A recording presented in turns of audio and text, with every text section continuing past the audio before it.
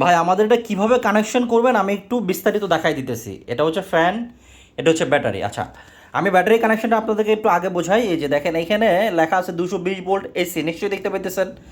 এটা হচ্ছে বিদ্যুতের কানেকশন, সোজা কথা, এটা বিদ্যুতের কানেকশন যাবে 220 ভোল্ট এসি। এইখানে আমাদের লেখা আছে দেখেন, এই যে ডিসি 12 ভোল্ট, ডিসি 12 ভোল্ট, এটা হচ্ছে ব্যাটারির লাইন। আচ্ছা, এটা তো বিদ্যুতে চলে যাবে, বুঝতেই পারতেছেন, এখানে আর বোঝার কিছু না, এটা বিদ্যুতে দেবেন, সোজা চাপটা কথা। আচ্ছা, এইখানেরটা আমি একটু বুঝাই বলি। এইখানে চারটা তার দেখতে পাচ্ছেন, দুইটা লাগানো, এখানে একটা ইন্ডিকেটর লাইট জ্বলতেছে। তো এইখান থেকে আমরা এই যে একটা কানেকশন খুলে দিব, কালোটা খোলা পাবেন আপনারা, এটা এটার সাথে যুক্ত করে দিবেন, পেঁচায় দিবেন। যখন পেঁচায় দিবেন দেখবেন যে এখানে একটা লাইট জ্বলে। আমরা এটা খুলে রাখতেছি যাতে করে ব্যাটারির চার্জটা কমে না যায়, এই জন্য আমরা এখানে এই যে এটা আমরা খুলে রাখতেছি। আপনারা যখন খোলা পাবেন এগুলো লাগাই দেবেন, মানে কানেকশনটা ঠিক এইভাবে হবে। তো ক্লিয়ার, আশা করি ব্যাটারির বিষয়টা আপনারা ক্লিয়ার হয়ে গেছেন। এখানে যখন চার্জ হবে লাল লাইট জ্বলবে, যখন ব্যাটারি ফুল হয়ে যাবে এখানে সবুজ বাতি জ্বলবে। ঠিক আছে, এই গেল একটা বিষয়। মানে যখন আপনারা এটা বিদ্যুতের কানেকশন দিবেন, লাইন দিবেন এখানে, তখন দেখবেন যে এখানে যদি লাল বাতি জ্বলে বুঝবেন যে ব্যাটারি চার্জ হইতেছে। যখন দেখবেন যে সবুজ বাতি জ্বলে বুঝবেন যে ব্যাটারি ফুল চার্জ হয়ে গেছে। অটোমেটিক সিস্টেম এটা কাজ করবে। ব্যাটারি ফুল হয়ে গেলে সে আর চার্জ দিবে না, চার্জ দিবে না। 24 ঘন্টা কারেন্টে লাগানো থাকলে কোনো সমস্যা নাই, এখানে সে চার্জ দিবে না। এইখানে দেখবেন যে সবুজ বাতি জ্বলে থাকবে। আর যদি কখনো দেখেন যে এখানে লাল বাতি জ্বলতেছে, তার মানে বুঝতে পারবেন যে ব্যাটারিটা চার্জ নিচ্ছে। চার্জ ফুল হয়ে গেলে এখানে সবুজ বাতি জ্বলবে। অতএব এটা ক্লিয়ার হয়ে গেলেন আপনারা, কানেকশনটা ঠিক এই যে এইরকম হবে। এই যে আচ্ছা, এখন আসে আমরা ফ্যানে। ফ্যানে কীভাবে কানেকশন করবেন? এই যে ফ্যানে নিশ্চয়ই দেখতে পাইতেছেন এই যে ACN L, নিশ্চয়ই দেখতে পাইতেছেন এই যে ACL। এটা হচ্ছে বিদ্যুতের কানেকশন। এটা কি সরাসরি বিদ্যুতে যাবে। ব্যাটারির এই যে এইটা যেমন বিদ্যুতে যাবে, ফ্যানের এইটাও বিদ্যুতে যাবে। ঠিক আছে, এখানে কিন্তু আমরা ব্যাটারি কানেকশন দেবেন না, এই জন্য আমরা লেখা আছে বিদ্যুৎ। ফ্যানের এটা বিদ্যুতে যাবে, ব্যাটারি এটা বিদ্যুতে যাবে। ক্লিয়ার? আচ্ছা, আরেকটা কানেকশন আছে যে এখানে আমি দেখাই দিচ্ছি। এই যে এইটা হচ্ছে কি আমাদের ব্যাটারি, এই যে ব্যাটারির নেগেটিভ, আর এই লালটা হচ্ছে কি আমাদের এই যে ব্যাটারির পজিটিভ। এখানে কিন্তু দাঁড়ান, এটাও লেখা আছে, এই যে হ্যাঁ, এই যে দেখতে পাইতেছেন ব্যাটারির পজিটিভ। তো এই যে এখানে যে ব্যাটারির নেগেটিভ পজিটিভ আছে, এই যে যে লাল তারটা, এই যে ব্যাটারির যে এখানে যে তার আছে, এই যে লাল তার দেখতে পাইতেছেন, এই সাদাটা লালটা যে এক আছে ঠিক এইটার সাথে যুক্ত হবে। এই সাদাটা তো এখানে যুক্ত আছেই, এর সাথে এই যে ফ্যানের যে লালটা দেখতে পাইতেছেন, এই লালটা এটার সাথে যুক্ত হবে।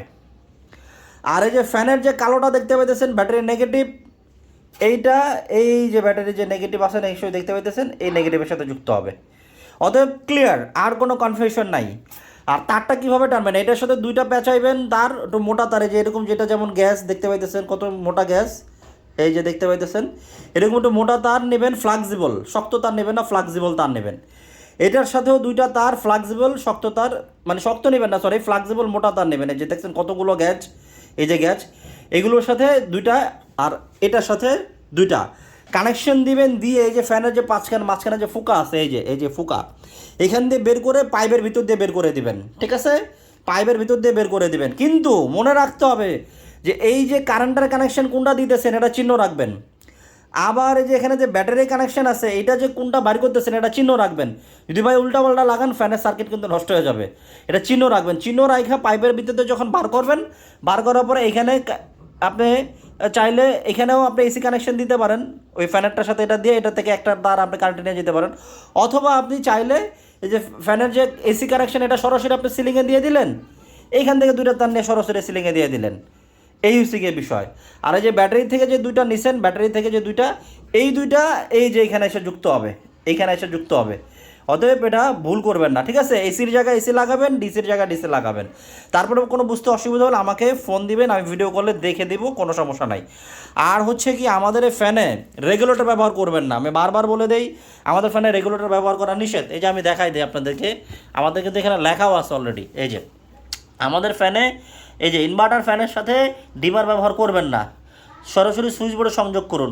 কখনোই আপনারা কিন্তু ডিমার ব্যবহার করবেন না, শুধুমাত্র সুইচ থাকবে। কখনও রেগুলেটর ব্যবহার করবেন না, আমি বারবার বলে দিচ্ছি। রেগুলেটর লাইন যদি আগের ফ্যানে থেকে থাকে সেটা খুলে ফেলে দিবেন। রেগুলেটর লাইন রাখা যাবে না, শুধুমাত্র সুইচ দিয়ে রাখবেন, এবং সুইচটা 12 মাস দিয়ে রাখবেন, 12 মাস। তা না হলে কিন্তু এই যে ব্যাটারি চার্জ হবে না। যদি সুইচ বন্ধ করে রাখেন তাহলে কিন্তু এই ব্যাটারি চার্জ হতে পারবে না, এবং এই যে ব্যাটারি ড্যাম হয়ে যাবে। আপনার 12 মাস সুইচ দিয়ে রাখলে কোনো সমস্যা নাই। আমাদের এই ব্যাটারিতে অটোমেটিক সিস্টেম করা আছে, যখন এটা চার্জ হয়ে যাবে অটোমেটিক্যালি সে চার্জ দেওয়া বন্ধ করে দেবে। চার্জ হয়ে গেছে অটোমেটিক্যালি সে চার্জ দেবেন, আবার চার্জ প্রয়োজন সে চার্জ দেবে। অর্থাৎ সুইচটা দিয়ে রাখবেন, কোনো সমস্যা নাই। সুইচ কখনো বন্ধ করবেন না, রিমোট দিয়ে অন অফ করবেন, চালু করবেন। এই যে সাথে আমাদের রিমোট কন্ট্রোল আছে, রিমোট দিয়ে চালু করবেন, বন্ধ করবেন। ঠিক আছে, ক্লিয়ার? তারপর যদি কোথাও কোনো বুঝতে অসুবিধা হয় অবশ্যই আমার সাথে যোগাযোগ করবেন।